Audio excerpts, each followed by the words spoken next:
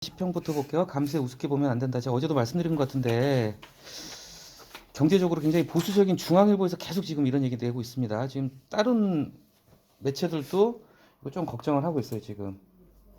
네.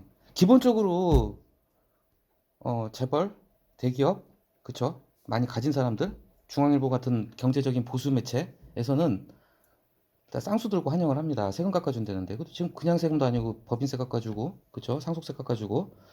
부자들이 환영할 일이에요. 근데 지금 그런데도 중앙일보에서 논설 실장이 외부 필진도 아닙니다. 주의해서 볼게. 외부 필진일 경우에는 좀 다른 논조를 갈 수가 있겠지만 이 소속된 논설 실장이 이렇게까지 얘기를 했다는 걸 보면은 전문가들이 분석해 봤을 때 이거 아닌 것 같다는 얘기를 확 얘기하는 거예요. 지금 이 글은 딱 두 문장으로 두 줄로 요약을 한다면 그 박스가 있죠. 박스에 보면은 세 번째, 네 번째 줄. 재정 역할이 커지는데 감세만 고집한다.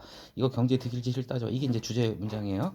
자, 첫 단락은 개인 경험을 얘기하면서 이제 들어갔습니다. 이제 굉장히 고전적인 방법이죠. 내 경험을 얘기를 하면서 보통 이제 집 있는 사람은 다 재산세 고지서 받잖아요. 40%나 줄었대요. 와, 그래요. 집값이 내린 탓이 컸겠죠, 당연히. 왜냐면은 비율로 하니까. 근데 이제 뭐 공시가격 현실화를 뭐 공정시장 가입비율 같은 부과 기준을 내렸다. 자, 세금 적게 내는 건 좋은데 이래서 나라 살림이 제대로 될까? 살짝 걱정이 됐다. 두 번째 단락 종부세 내보는 게 소원. 그쵸? 종부세 내보는 게 저도 소원입니다, 진짜로.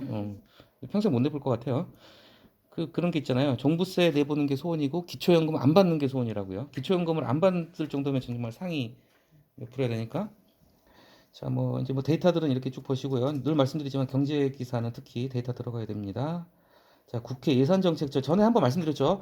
이거 좀 참고하시면 좋아요. 국회 자료 이거 좋습니다. 국회 예산정책처 들어가면은 정부 예산에 대한 자료들이 상당히 잘 정리돼 있어요. 그거 뭐 우리가 직접 참고할 일이 많지는 않겠지만 보시면 좋을 것 같고요. 참고로 거기서 가져온 통계 자료를 통해서 이제 구체적으로 얘기를 내렸습니다. 와, 조정 대상 지역에 공시가격 7억 5천짜리 아파트 두 채를 가진 사람의 보유세가 이게 엄청난 거죠. 358만으로 이거 얼마 디스카운트 해준 거야? 이게 거의 80%인가요? 8일 84년 거의 80%를 깎아줘 버린 거예요 지금. 그죠? 그 결과 세수펑크가 59조 세금 들어올 게 이제 빵꾸가 이렇게 난다는 거죠. 그러면서 이제 중간에 이제 얘기를 했습니다. 오차 문제를 좀 지적을 했어요. 근데 오차율이 너무 크다는 거. 그러면서 마지막에 세수 당국의 실력도 의심하지 않을 수 없다. 제가 생각했을 때는 이 대목을 집어넣은 이유가 뭐냐면 다른 부분에 있어서 좀 이렇게 실수를 한 부분을 갖다가 이게 살짝 툭 치는 거예요. 그러면서 상대를 갖다가 좀 이렇게 까는 거죠. 자, 그리고 좋은 표현 나옵니다. 이 다음 단락에서 우리도 많이 쓰는 표현이죠. 아주 쉽게 풀었어요. 세계 경영이 뭐냐? 남긴 돈. 불용액이 뭐냐? 남길 돈. 기금 여유 재원이 뭐냐? 다른 주머니 또 아주 그냥 명쾌하게 그냥 순 우리말로 그냥 멋진 표현을 썼습니다.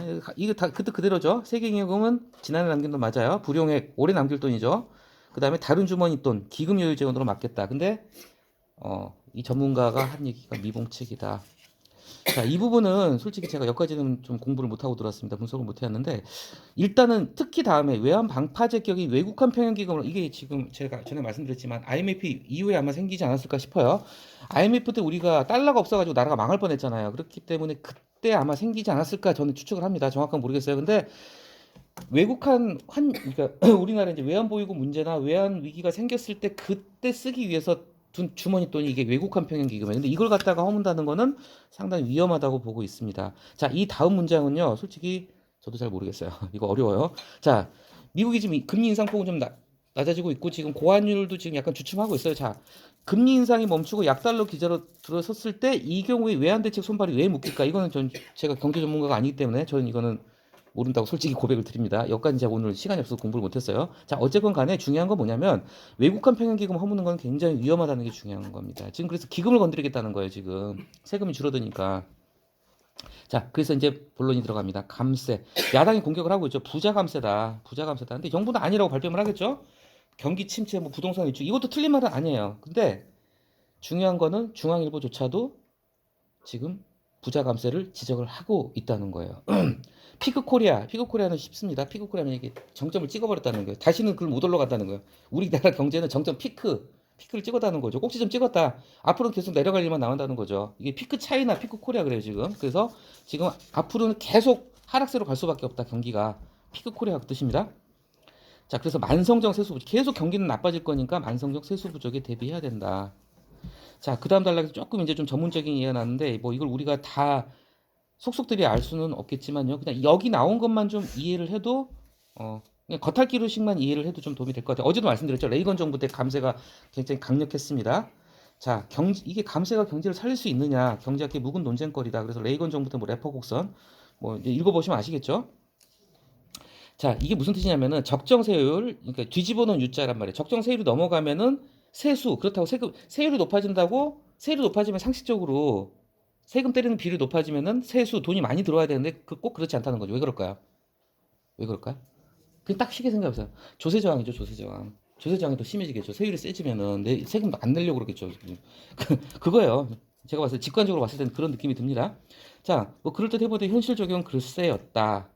그쵸? 그리고 적정 세율을 찾는다는 게 사실상 뭐 제가 경제 전문가도 아니고 제가 다 이해는 못하지만은 이 적정 세율을 찾는 게 얼마나 어렵겠어요. 그쵸? 자, 레이건 정부 때는 소득세율을 갖다가 이렇게 낮추는 감세 정책을 폈지만 임기 중 재정 적자는 더 커졌다.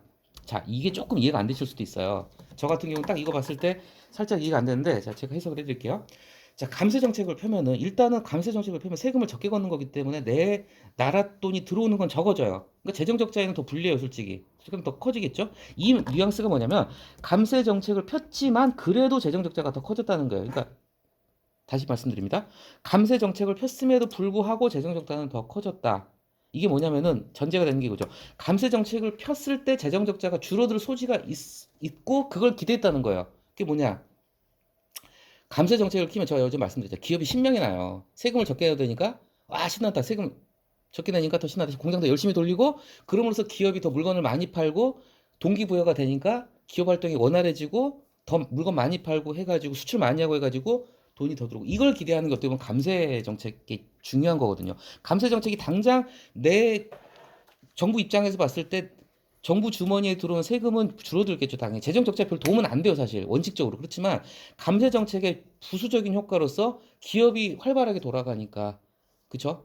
기업이 신나니까 이렇게 생각하시면 돼요. 세금 깎아주면 기업이 신날 거 아닙니까? 그래서 기업이 더 돈을 많이 벌게 되면 그 결과로서 나중에 세율을 갖다가 내려준다 하더라도 버는 돈이 많아지니까 들어온 세금은 많아질 거다. 그걸 기대했을 텐데 그럼에도 불구하고 재정 적자는 더 커졌단 말이에요. 기대했던 효과는 안 벌어지고 세금은 적게 거치고 그래서 레이건 정부가 이게 실패했다는 얘기를 한 거죠. 자, 그 고통을 빈곤 증이 또 하나 더 우리나라랑 똑같아요. 지금 이렇게 되면은 결국 미국 같은 경우 빈부격차가 더 심한 나라고 사회보장 제도도 제대로 안 갖춰지는 나라에 우리나라에 비하면은 그러니까 빈익빈 부익부 현상이 더 커진 거죠. 자, 복지왕 혹시 찾아보셨는지 모르겠는데 저는 이것만 찾아봤습니다. 이 복지왕의 말이 뭐냐면은 레이건 대통령이 1976년도에 캘리포니아인가 주지사 선거 출마했을 때 처음 이제 레이건 대통령이 되기 전에 주지사 하다가 보통 미국 대통령 그런 경우 많아요. 클린턴 대통령은 아칸소 주지사 하다가 대통령이 됐고 쉽게 얘기하자면 우리나라로 치면 도지사 하다가 대통령 선거 나온 거라고 보시면 됩니다. 이재명도 그랬죠. 자, 레이건이 76년도에 대통령은 80년대가 됐을 거예요. 대통령 되기 전에 주지사 선거 나왔을 때 이 복지가 영어로 웰페어, 영어이 퀸, 웰페어 퀸이라는 얘기를 처음 썼는데 이게 뭐냐면은 가상의 인물을 갖다가 만들어서 이제 공격을 한 거예요. 뭐냐면은 이거 복지왕 같은 경우도 찾아보니까 굉장히 기는데 짧게 말씀드릴게요. 이때 약간 레이건이 공화당 정부였어요. 공화당 정부가 굉장히 보수적이죠. 이때가 70년대 말만 하더라도 흑인 인권이 그렇게 강하지 못했고 여성 인권도 낮은 편이어서 특히 공화당은 더 심했어요. 이 복지왕은 흑인 여성이 흑인 여성 가상의 인물이에요. 가상의 흑인 여성인데 이 흑인 여성이 뭐 쉽게 얘기하자면은 우리로 치면 이제 주민등록번호라고 해야 되죠. 뭐 사회보장번호 이런 그러니까 가명을 여러 개 써가지고 정부 복지 혜택 받을 수 있는 걸 다 타먹어서 이거 가지고 캐딜락 타고 다닌다는 거예요.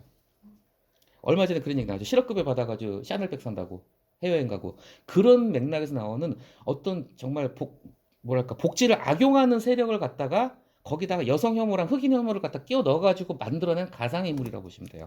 그러면서 레이건 대통령이 이 복지왕이란 말을 자꾸 쓰면서 복지왕을 없애야 된다 이런 식으로 나가면서 그래서 레이건이 공화당 정부답게 감세 정책 펴면서 복지랄까 약자 정책도 많이 좀 이렇게 후퇴를 했거든요.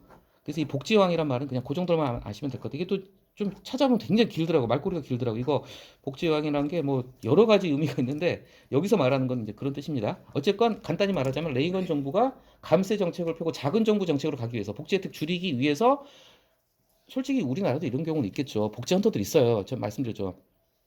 서울 같은 경우에는 10년 전에도 벌써 그런 게 있었어요.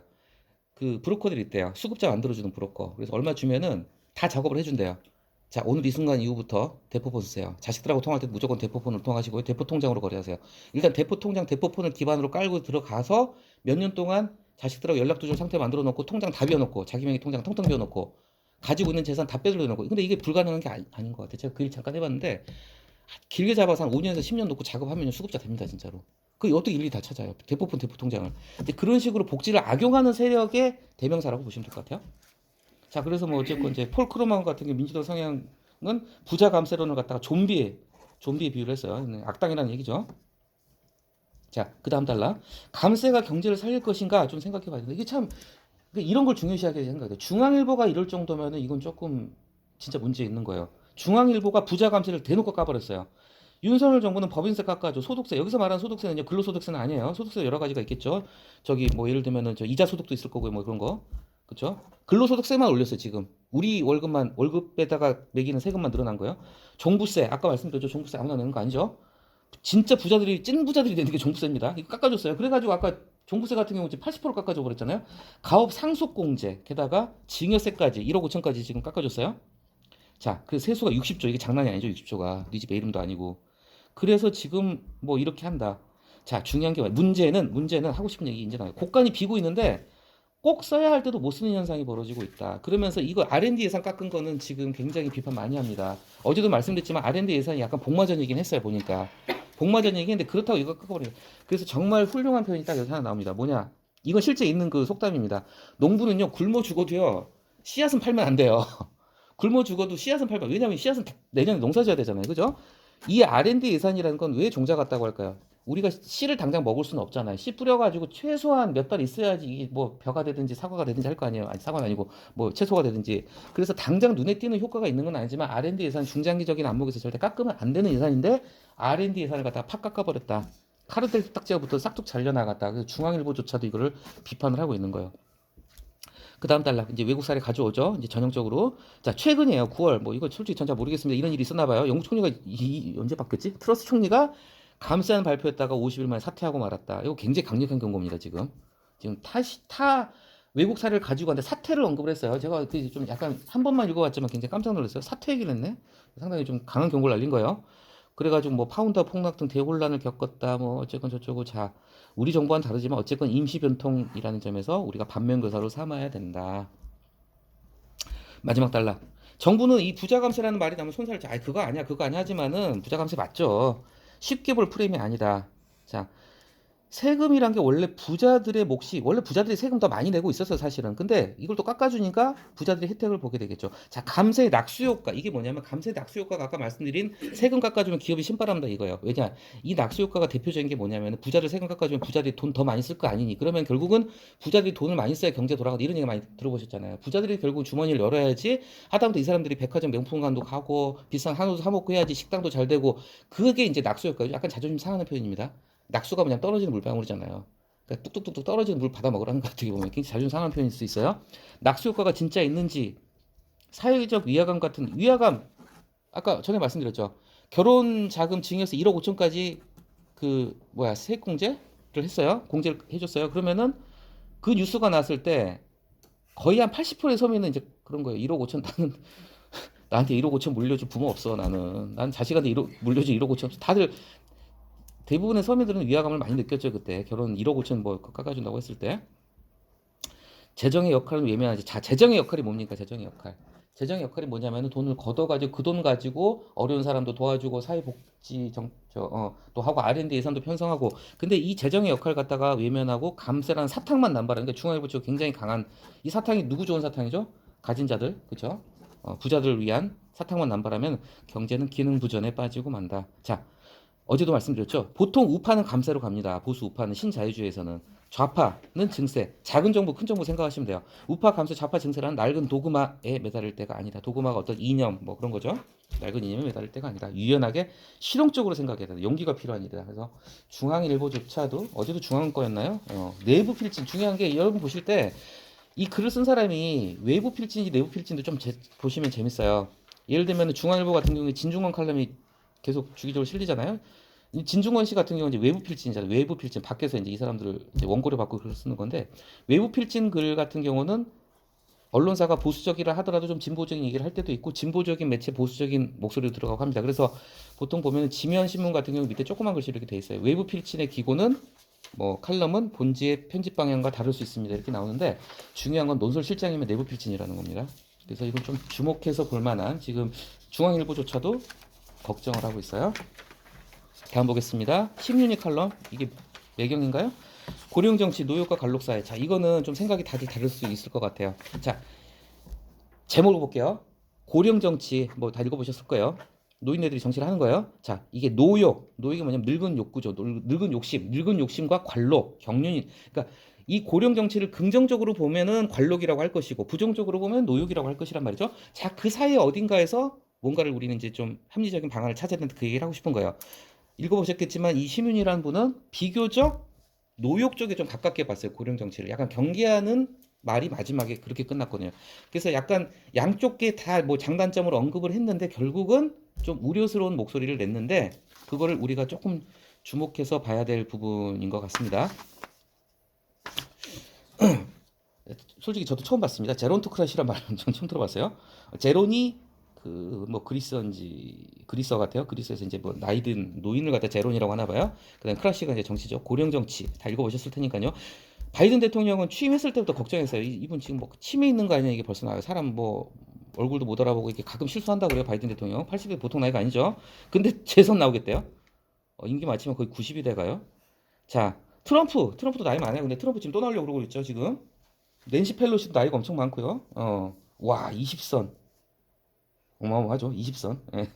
어쨌건 자 지금 이 고령 정치 제론토크라시 이제 이게 이제 전 세계적으로 문제가 되고 있는데 그래서 다음 단락에서 이제 미국에서 우려가 커지고 있다. 뭐 정신감정 얘기까지 나오고 뭐 일론 머스크가 이런 말도 했고 근데 또 반론도 있겠죠.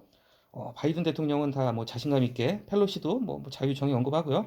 나 아니면 안 돼 이거죠. 그리고 뭐 예전으로 치면 마흔이다 뭐 하여튼 그런 얘기 나와요. 뭐 저는 처음 본 얘기인데 뭐 30초 동안 말을 못한 81세가 이런 얼음 사건.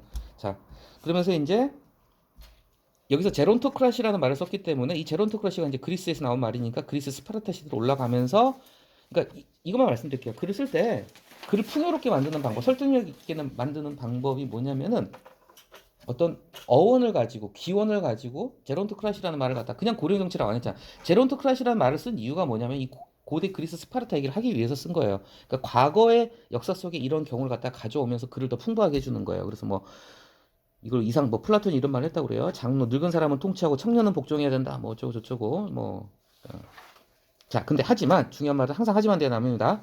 자, 하지만 이들을 보면은 이게 노역 때문인지 진짜 관록에서 나오는 열정 때문인지 잘 분간이 안 된다. 물론 진정성이 느껴지기도 하지만 이거 아닌 것 같은 경우도 있는 것 같은데 하고 좀 이렇게 물음표를 따온 거예요. 그러면서 이제 자연스럽게 중국을 거쳐서 우리나라로 넘어옵니다. 미국만의 일이 아니라 중국에서도 뭐 이런 불문율을 결국 시진핑 깨버렸어요. 시진핑도 엄청 욕심쟁입니다. 자, 그래서 우리나라 지금 이 얘기 많이 나와요 언론에. 자, 한덕수 국무총리 처음에 나이 많다는 얘기 나왔습니다. 자, 김진표 국회의장 나이 많아요. 김진표 누군지 제가 설명드렸죠 옛날에 금융실명제 잡아갈 때 그 실무 담당했던 사람이에요. 자, 유인촌 72세. 와, 그리고 더 나오죠. 박지원 81세. 정동영도 벌써 70세가 됐나요? 자, 지금 선거 나오려고 그래요 지금. 자, 제가 봤을 때는 은근슬쩍 약간 좀 이쪽을 공격하려고 한 것 같기도 하고요. 자, 이제 그 다음 단락에서 약간 양비론적인 양시론 양비론적인 입장을 펼칩니다. 고령 정치 장단점을 다 언급을 하고 있어요. 그러면서 마지막에는 결국 조금 걱정스러운 쪽으로 이제 말을 끝냈죠. 자, 사회가 고령하고 하고 있으니까 당연히 뭐 정치인도 고령화 되겠죠. 그리고 젊은 피가 수혈된다는 주장 뭐 어제 오늘 얘기는 아니지만 김남국이 결국은 젊은 정치를 갖다가 말아 먹어버릴 거죠. 코인 사태 뭐 더 길게 언급 안 하겠습니다. 아무튼 자, 세대 교체가 무조건 희망을 주는 것도 아니죠. 그렇지만 하지만 자칫 나이가 권력이 되는 상황을 만들 수가 있고요. 그래서 그런 점들이 많이 걱정이 된다. 뭐 하면서 마지막에는 결국 최후 단락에서는 그래. 최후 끝에서는 미트롬니 상원 의원이 불출마 선언한 걸 갖다가 기울여라. 결국은 고령 정치를 좀 경계하는 목소리로서 이분은 칼럼을 썼는데 이거는 이 사람의 주장이에요. 그죠? 뭐가 옳다 틀린다 말을 못 합니다. 함부로 이렇게 말하면 안 돼요. 저는 제 개인적으로는 좀 반대 입장이에요. 제 개인적으로 반대 입장입니다. 예, 고령 정치 나이만 근데 전제를 깔아야죠. 건강에 문제가 있고 진짜 이 사람이 치매기가 있거나 그러면 안 되겠죠. 그렇지만 그게 아니라면요. 아니 주변에서 많이 보잖아요. 80, 90, 70은 노인도 아니에요, 요새. 80, 90 정정한 분들 얼마나 많아요. 그분들 나이가 많다는 이유만으로 이렇게 하면은 안 되겠죠. 저는 솔직히 이 글에 좀 반대입니다. 개인적인 생각으로. 그다음 자, 미리 전제하고 말씀드릴게요. 이게 어디 거예요? 한겨레죠? 이제 한겨레 다운 글입니다. 오해하지 마세요. 자, 솔직히 이 글 말고 한 개 더 가져오려고 그랬어요, 제가. 근데 오늘 저도 좀 바빴고 보니까 다들 바쁘실 것 같고 견적이 안 나올 것 같아가지고 낮에 행사도 많고 그래서 제가 하나를 갖다가 잘라냈어요. 이게 뭐냐면은 이 글은 윤석열 대통령을 까는 글이에요. 그래서 저는 균형을 잡기 위해서 이재명을 갖다가 신랄하게 비판한 글이 오늘 조선일보에 있었어요. 뭐 혹시 관심 있으면 읽어보세요. 거의 독설 수준으로 욕설에 가깝게 이재명을 갖다가 난타를 친 글을 조선일보가 쓴 게 있는데 그래서 저는 공평하게 윤석열도 까고 이재명도 까고 둘 다 다루고 싶었는데 네 개는 좀 무리일 것 같다는 생각이 들어가지고 제가 그냥 이것만 골랐습니다. 오해하지 마세요. 정치적으로 제가 편향돼 있는 거 절대 아닙니다. 자, 이 글도 당연하지만요. 지금 이게 한겨레 거죠? 자, 반대 진영 입장에서는요, 얼마든지 반박을 할 수 있는 글입니다. 절대 이 글이 진리 아니에요. 이 글은 이 글 나름의 주장인 거고, 제가 이 글을 선정한 이유는 이재명을 비판한 조선일보 사설에 비해서 이 글이 조금 표현이 좋은 게 몇 개 있어요. 그래가지고 고른 겁니다. 근데 이 글이 또 보면은 앞에 무슨 뭐 길게 뭐 정치 리스크 컨설 이거는 제가 봤을 때 사족이 너무 길었어요. 이거는 그렇게 썩 좋은 구조의 글은 아닙니다. 그리고 뒤에랑 맥락이 이렇게 이어지는 것도 아니에요. 앞에서 뭐 이렇게 뭔 얘기를 하려고 하나. 근데 뭐 트럼프 좀 이건 좀 아닌 것 같다는 생각이 듭니다. 무슨 책 하나를 갖다 얘기하기 위해서 여기까지는 않는데 그냥 자 하나 둘 셋 네 번째 단락에 보시죠. 민주주의 내부로부터의 붕괴다부터 보셔야겠어요.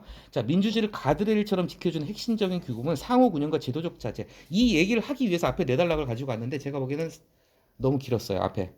도입이 이렇게까지는 할 필요 없었고 제가 보기에는 조금 경제적이지 않은 글입니다. 그냥 바로 다이렉트로 민주주의를 지키는 핵심적인 가드레일은 상호 관용과 제도적 자제다 이렇게 하고 얘기 들어갔어도 충분히 얘기가 됐을 겁니다. 어쨌건 간에 근데 트럼프 얘기를 이제 좀 했죠. 사실 이제 트럼프가 당선됐을 때 기억나실지 모르겠지만 전 세계가 충격에 빠졌어요. 왜냐면은 트럼프는 원래 또라이였거든요, 솔직히. 원래 또라이였습니다.